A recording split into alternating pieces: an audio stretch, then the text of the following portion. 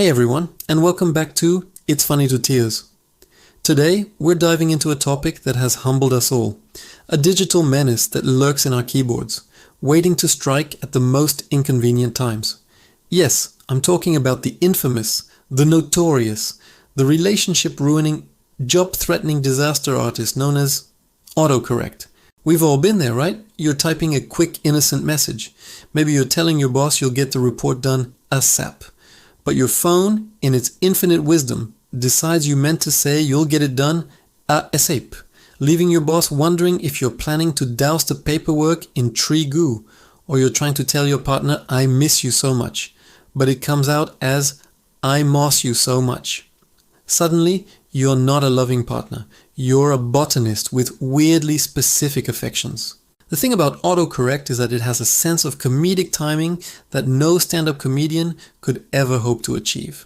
It knows exactly when to swap a crucial word to create the maximum amount of chaos and embarrassment.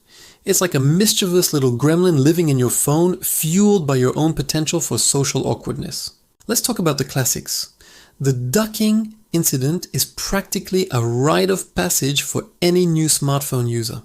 You're furious, you're trying to vent to your friend, and every single attempt to use a certain four-letter word gets transformed into a discussion about waterfowl. You end up sounding less like a frustrated adult and more like a confused bird watcher. I'm so ducking angry right now. This is absolute bullshit. Oh yeah, that's another one. Bullshit. What even is a bull shirt? Is it a shirt made for a bull or a shirt with a picture of a bull on it?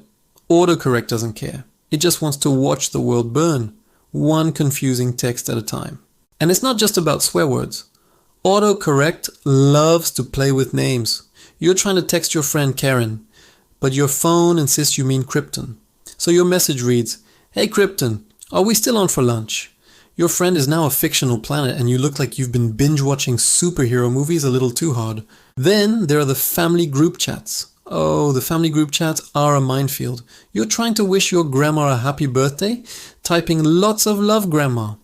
But autocorrect changes love to live. Lots of live, grandma. It sounds like a threat. It sounds like you're wishing her an uncomfortably long and possibly zombie-like existence. Or you're trying to tell your mom you're making dinner, but it becomes making sin. Suddenly, your innocent evening of cooking pasta has turned into a confession of moral decay, all thanks to a tiny algorithm. I once read a story about a guy who was trying to text his wife, I'm picking up the kids from school.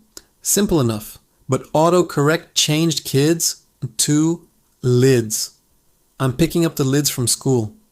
His wife was so confused. Were they Tupperware enthusiasts? Was he starting a new, strange hobby?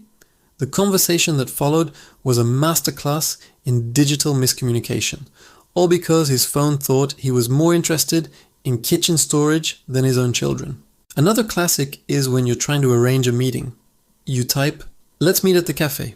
Autocorrect changes it to, let's meet at the cafe. Now it sounds like you're planning some kind of primal, carnivorous showdown instead of a civilized coffee chat. Your colleague is probably picturing you showing up with a raw steak, ready for a feast. Awkward. And what about job applications? This is where autocorrect goes from funny to genuinely terrifying. You've spent hours perfecting your cover letter, and in the final email to the hiring manager, you're trying to say you're highly motivated, but your phone decides you're highly moldy. Congratulations, you've just described yourself as a piece of old bread. I'm pretty sure being moldy is not a skill they're looking for, unless the job is in a penicillin lab. Or you try to say you have excellent communication skills, but it comes out as excellent communication skills. Unless you're applying to be a mermaid, that's probably not going to land you the job. It's a high-stakes game, and autocorrect is the final boss. I think the most devious thing autocorrect does is learn from your mistakes. So if you accidentally type a word wrong once, it remembers. It saves that typo in its little evil memory bank and waits for the perfect moment to deploy it. You meant to type well, but you accidentally typed will. Now for the rest of eternity, every time you try to say well, your phone will confidently change it to will, turning your sentences into grammatical nightmares. Will, that's not what I meant. It's a vicious cycle.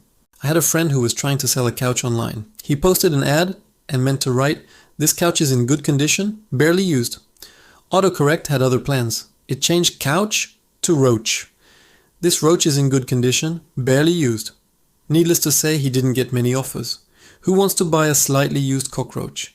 The mental image is just no. And let's be honest, part of the problem is our own frantic, fat-fingered typing. We're rushing, we're not paying attention, and our thumbs are just smashing into the screen like tiny, clumsy meteors. Autocorrect is just trying to clean up our mess, but it's like a butler who tidies up by throwing all your possessions into a blender. It means well, but the results are catastrophic. One of my all-time favorite stories is about a woman texting her husband to ask him what he wanted for dinner. He replied, "Whatever, I'm not picky. Surprise me." She decided to make his favorite meal, a homemade lasagna. She texted him, "Great, I'm making your favorite lasagna." But autocorrect changed lasagna to Satan. The text he received was, "Great, I'm making your favorite Satan." He came home very, very cautiously that evening, probably expecting a demonic ritual in the kitchen instead of a delicious Italian dish. The ensuing confusion, the frantic follow-up texts correcting the mistake, the mix of horror and laughter, that is the essence of the autocorrect experience. It's a shared trauma that connects us all. It doesn't matter who you are, where you're from, or what kind of phone you have. Sooner or later, autocorrect will come for you. And when it does, you'll be left staring at your screen, thinking, "That is so not what I meant to say." It's turned simple conversations into linguistic puzzles. You get a text from a friend that says, "The hamster ate my homework," and you have to pause and think, did they mean hamster? Or was it gangster? Or maybe their mom? What did autocorrect do here? You become a digital detective trying to decipher the original intent behind a wall of algorithmic nonsense. But you know what? As frustrating as it is, you have to admit it's pretty hilarious. These little digital blunders give us stories to tell. They provide endless material for channels like this one and for conversations with friends. They remind us not to take technology or ourselves too seriously. In a world that's often too polished and perfect, autocorrect is a beautiful, chaotic mess that keeps things interesting. It's the universe's way of keeping us humble. So the next time your phone betrays you and sends a text that makes you want to crawl into a hole and never come out, just remember, you're not alone. We've all been there. We've all accidentally insulted our loved ones, confused our bosses, and offered to sell well-maintained insects online. Take a deep breath, laugh it off, and maybe, just maybe, proofread before you hit send. Or don't, and then you'll have a great story to share with us in the comments. What are the most epic autocorrect fails you've ever had? I genuinely want to know. Drop your best, most embarrassing, most ducking, hilarious stories down below. Let's all have a good laugh at the expense of our robot overlords. Thanks so much for watching and for being part of the It's Funny to Tears community. If you enjoyed this trip down memory lane of digital disasters, make sure to hit that like button, subscribe if you haven't already, and ring that notification bell so you don't miss our next video. Until then, may your texts be typo-free and your meaning always clear. See you next time.